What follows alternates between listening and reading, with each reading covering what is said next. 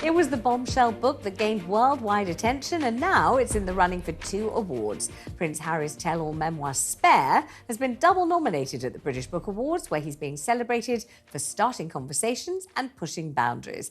This all comes 3 decades after his father, the King, was named Author of the Year in 1990, the very first year of the awards. Joining me now is talkTV's royal correspondent Rupert Bell and royal commentator Afia Hagan. Thank you both for joining me. Good to see you both. So this book, highly controversial, Rupert, but turns out that it might well be an award winner, double award winner. Yes, and remember, it was written by a very celebrated ghostwriter, J.R. Moehringer, who wrote Andre Agassi's book. So it was in very good hands in terms of the writing quality. So whether we agree with all the facts and the version of events that Harry said, I think we have to move that aside because it sold in bucket loads. It created a great deal of interest. And isn't that the purpose of books at some stage? Whether you agree with it or not, it's his version of events. And we have to take that from his perspective as face value. So I'm not at all surprised that it has been nominated. And Afia, it's not so much a book really as a phenomenon, isn't it? Because it's sold up an absolute storm. It's sold so many millions of copies. It's been an absolute hit, and nobody can take that away from Prince Harry. You're absolutely right. Both of you are right about that. In the UK alone, it sold around 700,000 copies and absolutely took on a life of its own, to be honest. And whether or not you agree with the fact that he wrote it or he shouldn't have written it or what was in the content of the book, the facts are it was a best-selling book. It was a hit book. Loads of people read it. Loads of people listened to it as well, the audiobook. And it's no wonder that it's up for 2 prizes at the British Book Awards, and it generated people talking about it, lots of talking points. It made its way into popular culture, got us all talking about it. And that's what books want to do. That's the point of them. And like I said, nearly 700,000 copies sold just in the UK alone. It definitely took on a life of its own.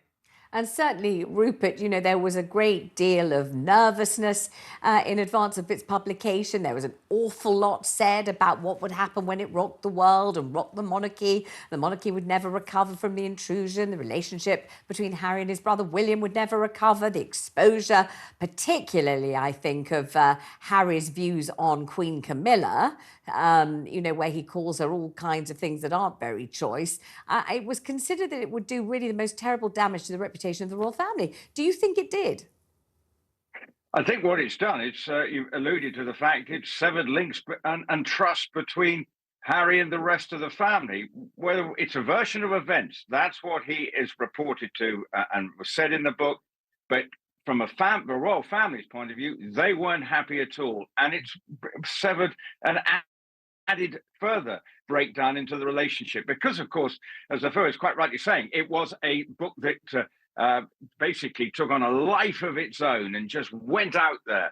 But from a royal family point of view, they would definitely rather it wasn't out there because it put spotlight and has added probably to the stresses and strains as they try and navigate through what is proving to be not only a difficult start to 2024, but as they navigated through 2023. Of course, it was the coronation and everything else that was going on. It certainly put everything on the back foot as far as that was concerned in terms of the profile, because we were all talking about Harry and his book Spare. I think one of the interesting omissions from the book, and there was a lot that was included, like the way in which Harry lost his virginity and to whom and in what position and everything else. And the young lady concerned felt that, it was all so overt that she really would have to out herself because everyone knew it was her and all of that. There was all of that. But then there were some things left out. And one of the things left out was the implication of royal racism, which was very much present in the Oprah Winfrey interview and then very much absent in Spare. Wasn't mentioned at all in Spare, was it? And that was a strange one, actually. It's sort of 3 years ago around this time where we had that interview with the Duke and Duchess of Sussex, where they sat down with Oprah Winfrey, and we first started talking about the concerns over Archie's skin color, and then that came back again in Orwood Scobie's book, which came out at the end of last year as well, and we were talking about it then. But yes, absolutely, it was left out of Spare, and I think it was a bit of a strange omission. But maybe Prince Harry felt that actually it didn't have a place in that book. He didn't want to bring it up again, didn't want to talk about it.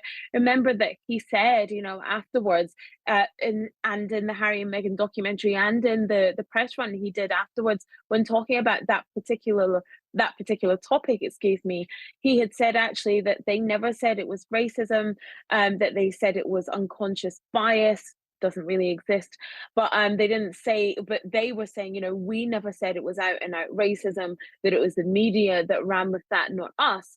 And I think that's probably why that he omitted it from Spare, and didn't want it to go in there at all. Okay, before we go on to Meghan hiring a PR, which I definitely want to talk to you about, I must ask you both about the bad uncle, Gary Goldsmith in the Big Brother house. I mean, I have certainly watched every single night. I haven't missed a particle of it. Not one syllable he's uttered have I not heard. Let me ask Rupert first. I wouldn't imagine Rupert's a regular viewer of Celebrity Big Brother, but have you watched it, Rupert? What do you think of his behaviour, and do you think that he's a credit to the royal family? Can I just say, thank God for Sharon Osbourne.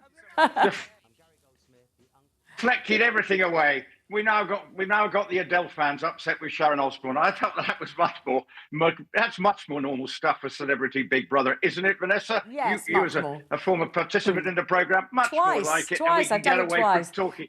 Afia, what do you think, Afia, of Gary Goldsmith and his performance so far? Well, I think that Uncle Gary does not have any knowledge, and he wants us to think that he does have knowledge. He's kind of towing that line between, I'm going to act like I've got all these things up my sleeve, but actually don't have anything, because he's not been told anything, because he's not necessarily in the inner circle and trusted with that information. But he gives the implication that he is, and then it's kind of like, oh, I can't tell you anything.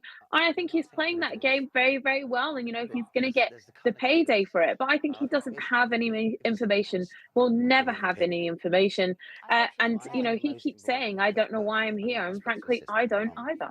Okay, let me ask you about this. The Duchess of Sussex has hired a UK-based PR executive to help as she battles what's been described as a popularity problem in Britain. The Duchess is seeking to hire a PR expert to help turn her image around and boost the Sussex's Archwell Foundation. What do you think about this? Do you think she needs PR help here? And if she does, why does she want it? Because after all, she doesn't intend to spend a lot of time over here, does she? That's true, but she knows she wants to have good light shone on the Archwell Foundation and the philanthropy and the good work that they are doing. She's at South by Southwest today for International Women's Day and giving a talk there, which from what I've heard, people are camping out to see her.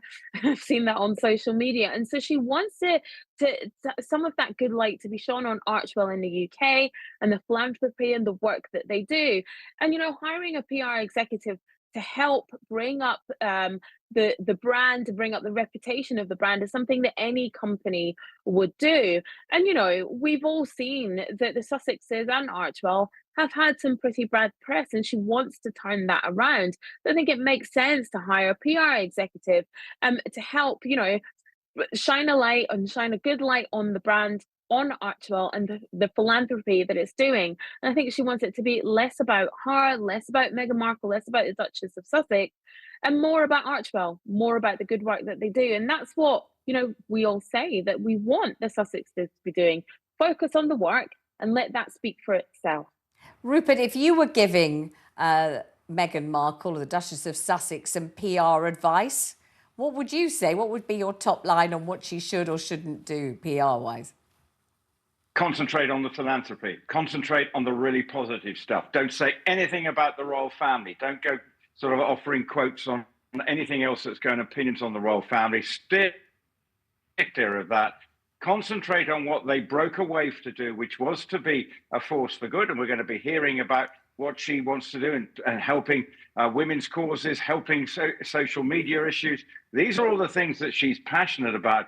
But steer clear of anything to do with the royal family and just keep it to what they're about, which is the Archwell Foundation. And then the other bits may fall into place. But it's going to take time. But she's got to trust whichever PR executive it is, that they know better than she does, because clearly their PR over the last 3 years has been pretty awful, particularly in this country. Excellent advice. Thank you very much, you two. Lovely to see you.